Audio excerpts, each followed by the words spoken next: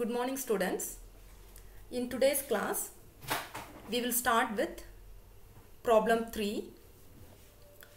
Find the subtransition currents and the line-to-line voltages at the fault under subtransition conditions when a double line-to-ground fault involving phase B and C occurs at the terminals of the generator described in problem 1. Assume the generator is unloaded and operating at rated voltage when the fault occurs. Okay, so we are asked to take the data of the generator given in problem 1. And the type of fault is double line to ground fault. So directly we'll go to the solution. So from problem 1, I have written the MVAB and KVB ratings of the generator. Okay, so the generator ratings are taken as the base values. So MVAB is equal to 20, KVB is equal to 13.8. So using these base values, let's calculate the base current of the generator. IB is 836.76 ampere. Z1 is J.25, Z2 J.35, Z0 J.1. And again, neutral is solidly grounded, so don't include ZN, neutral impedance ZN. So we are asked to calculate the subtransition currents and the line-to-line voltages. So we'll start with step 1.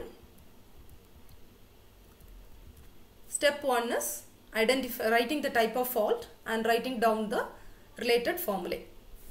So double line to ground fault involving B and C. So we have IA is equal to 0. The terminal A is unloaded. It's left open. IA is equal to 0. And the formula for IA1 is taken from the derivation EA by Z1 plus Z2 Z0 by Z2 plus Z0. And IF, fault current IF is IB plus IC. Okay. So terminals B and C are shorted and they are connected to ground. So the voltage at VB and VC are at ground potential. That is VB is equal to VC is equal to 0 volt.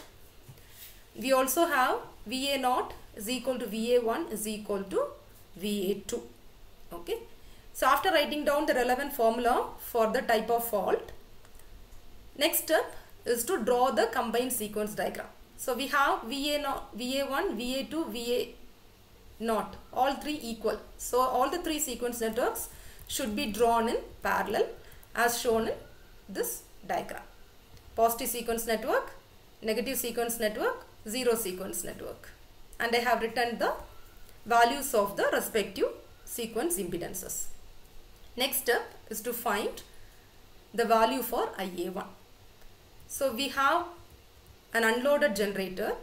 So for unloaded condition of the power system, assume EA is equal to 1 angle 0 per unit.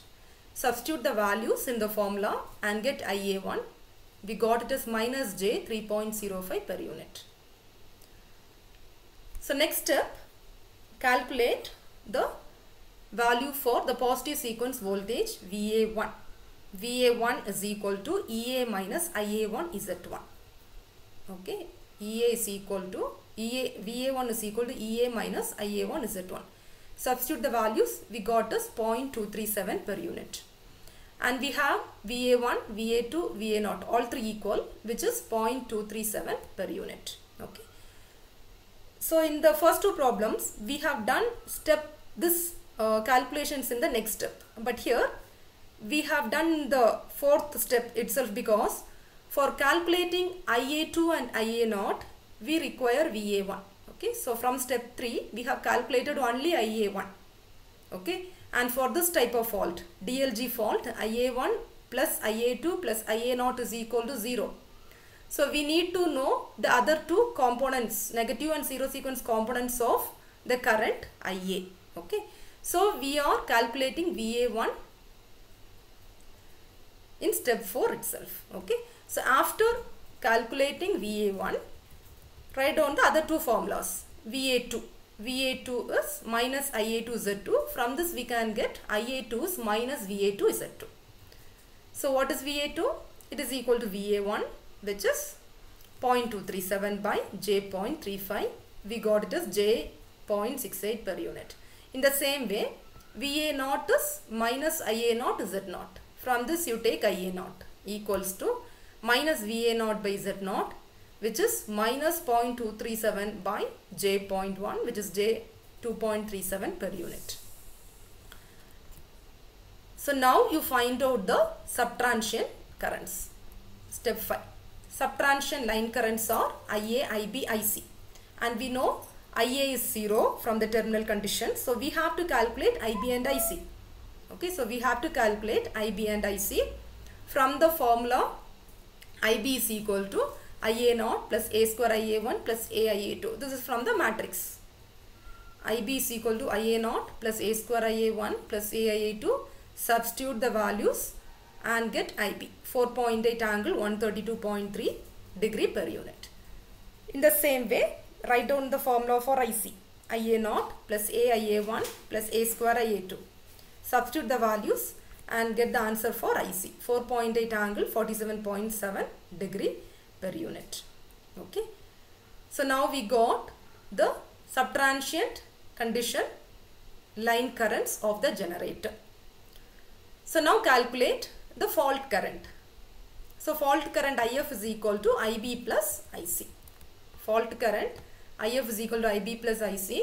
Substitute IB and IC and we got IF as J 7.11 per unit, which is 7.11 angle 90 degree per unit.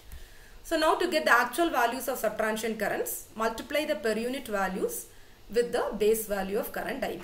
So we have IA is 0, IB the per unit value into base current, which is 4016 at an angle 132.3 degree. In the same way, find the actual values of IC and IF. So the next step is to calculate the phase voltages VA, VB, VC. Okay. So we are not writing in problem 1 and 2. We have to calculate VA, VB, VC because all three are non-zero values. But for a double line to ground fault, VB is equal to VC. VB is equal to VC is equal to 0. So it's enough to find only VA. Okay. So from the matrix, VA is VA1 plus VA2 plus VA0. And we know VA1 equals VA2 is equal to VA0. So we write it as 3 VA1. Substitute the value of VA1 and get VA as 0.77711 per unit. Okay. VB and VC are 0 because they are shorted and connected to ground. Next step is to calculate the line to line voltages. So line to line voltages, VAB is VA minus VB. We got it as 0.711 per unit. VBC is VB minus VC, which is 0. VCA is VC minus VA, which is minus 0.711 per unit. Now multiply the per unit values with the phase value of the base voltage. Phase value of 13.8 kV and get the corresponding actual values of line to line voltages. So actual values of line to line voltages are VAB is 0.711 into 7.97, which is 5.66 kV. VBC is 0 kV. VCA is minus 5.66 kV. We can also write it as 5.66 at an angle 180 degree kV.